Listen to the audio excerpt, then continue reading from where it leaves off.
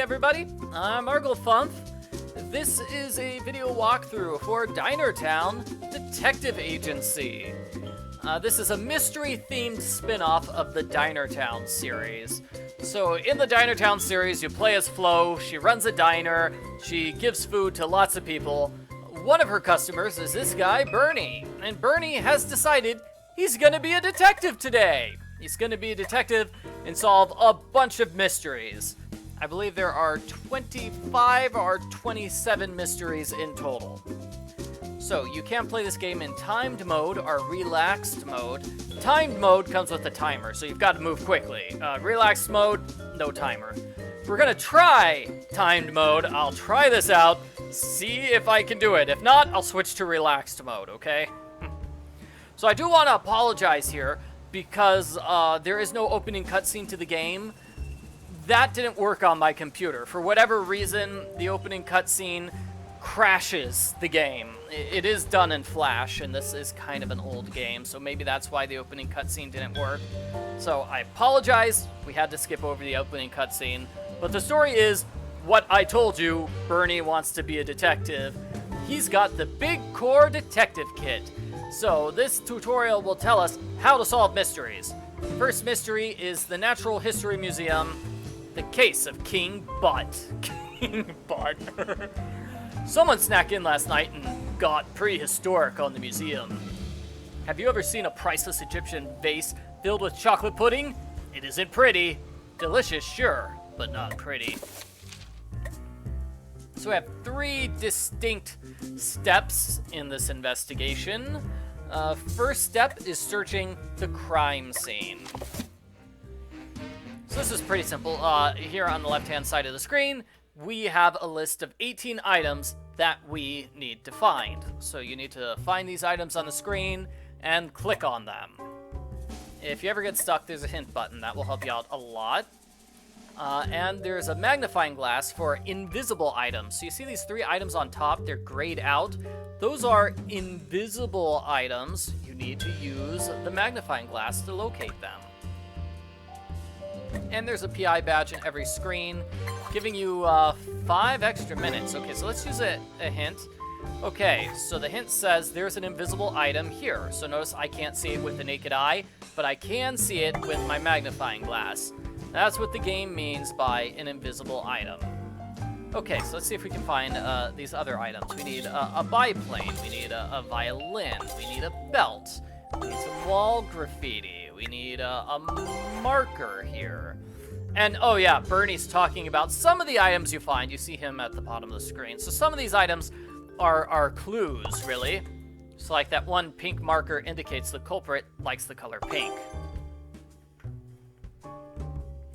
Okay, so let's see. I need a tie. I need some brushes. I need a turtle. Oh, there's a turtle. There's a turtle. Let's use another hint. I like using hints for the invisible items, because those invisible items are really hard to find. So there's another clue. The culprit hates being cold. Great. Chili pepper here. That is a brush. That is a shoe. Okay, we need a horseshoe. We need an apple. We need a flower. We need a baguette. And we need another shoe. And some crumbs. Okay, where do you think crumbs would be located?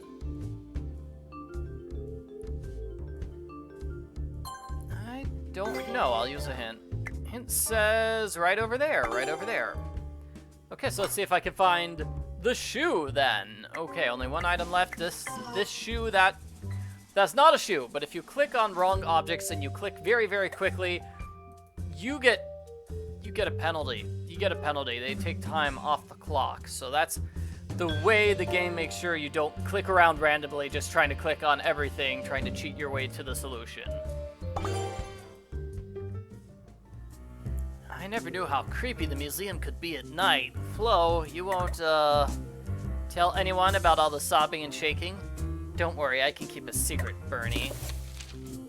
Okay, so wonderful. We found items at the crime scene, which identified 6 suspects. One of them's got to be guilty, yeah. So these 6 items we found indicate these 6 characters. We're going to try to narrow down the suspect list on step 2. So this is a really simple puzzle. You need to sort all these things. It's simple. So from first to last. So the Jurassic era was long, long ago, followed by the Bronze Age, followed by ancient Greece, followed by the Renaissance, invention of flight, and World War II. That looks correct. So I think we have everything in the correct order. You click submit. And now you have only 3 suspects left. So, final round, identify the culprit based on these 3 pieces of information. Alright, one of them must be guilty, and we can interrogate these people to get information. So, this person says Grandma loves the color pink. Grandma loves the color pink, so we're going to mark that on our chart. Hungry Man was a quarterback at DinerTown High, so he loves the high school. Grandma loves the high school as well. You'd be surprised, Hungry Man bought a pink sweater, so he likes the color pink. Tyler does not like pink. He hates pink. He hates pink. Tyler's guidance counselor says he has no school spirit.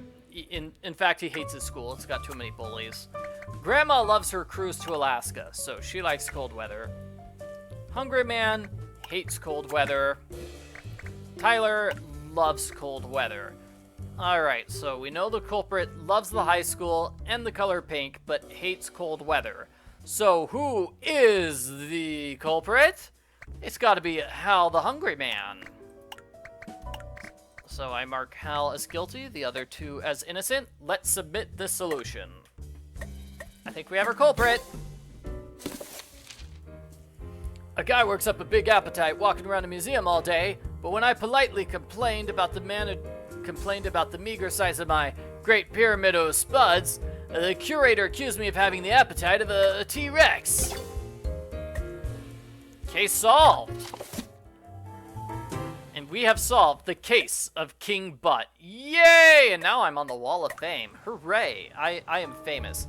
So how do you feel about this, Bernie? You just got your feet wet, solved your first mystery. Well, I want to solve more mysteries. Great, great. So that case is solved. How many cases do we have? So that's 1, 2, 3, 4, 5, 6, and then 5. No, do the stars count as cases is the question. Because it could be the stars don't count if the stars don't count as cases. It's 5, 10, 15, 20, 25. Actually, yeah, I think that's it. So I don't think the stars count as cases. Let's say there are 25 cases in total in this game, because that's a nice round number. I like that. So we're moving on to the next case. I don't know where the next case is. Oh, okay, the next case. Oh, it looks like we've got multiple cases. So we've got 3 different spots here. 4 spots where we can solve cases. Kind of confirming my theory that the star doesn't represent a case. The star represents, hey, you've gotten to a point where you've solved 5 cases, because the stars are regularly placed. Okay. Well, see you guys in the next video, everybody. I will tackle one of these mysteries. Maybe I can solve 2 of them in the same video, now that I know how this detective work is done.